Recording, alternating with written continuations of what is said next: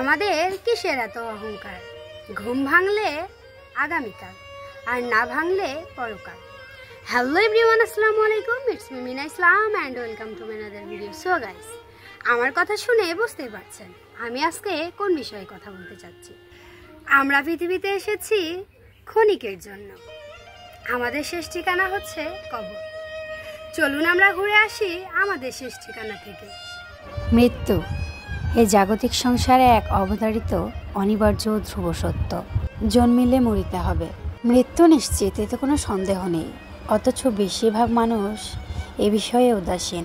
আমি আজকে চলে এসেছি গড়স্থানে, যেখানে শুয়ে আছে অনেকের প্রিয় মানুষ, প্রিয়জন, বাবা এবং মা, আত্মীয় স্বজন, আরও অনেকেই।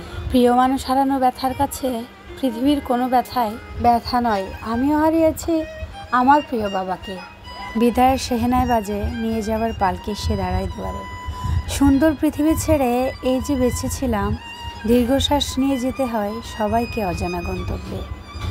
হঠাৎ ডেকে ওঠে নাম না জানা পাখি, অজান্তেই চমকে উঠি জীবন। ফুরালো নাকি? এমনই করে সবাই যাবে, যেতে হবে। মানুষ মরণশীল, ক্ষণস্থায়ী পৃথিবীতে স্থায়ী নয় কেউই।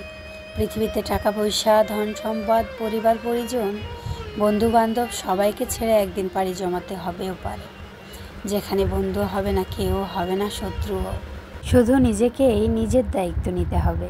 এই যে আমরা দেখতে পাচ্ছি বিদায় স্টোর, এই দোকান থেকেই আমরা চিরবিদায়ের জন্য এক টুকরা সাদা কাফনের কাপড় নিয়ে যাব, এবং এই সাদা কাফনের কাপড়ই আমাদের সঙ্গে যাবে। এছাড়া যাবে না ধন দৌলত, বাড়ি গাড়ি, নিয়ে যাব এক টুকরা সাদা কাফনে মুড়িয়ে নিজের দেহখানা। কবর, যা আমাদের পার্থিব জীবনের শেষ ঠিকানা। এই নীরব স্থানটি আমাদের মনে করিয়ে দেয় জীবনের ক্ষণস্থায়িত্ব এবং মৃত্যুর অনিবার্যতা। কবর শুধু একটি গর্ত নয়, বরং এটি আমাদের কর্মের প্রতিফলন এবং অনন্ত যাত্রার প্রথম ধাপ। জন্মিলে মরিতে হইবেই। দেখতে দেখতে চলে এসেছি আমি ভিডিও শেষের দিকে।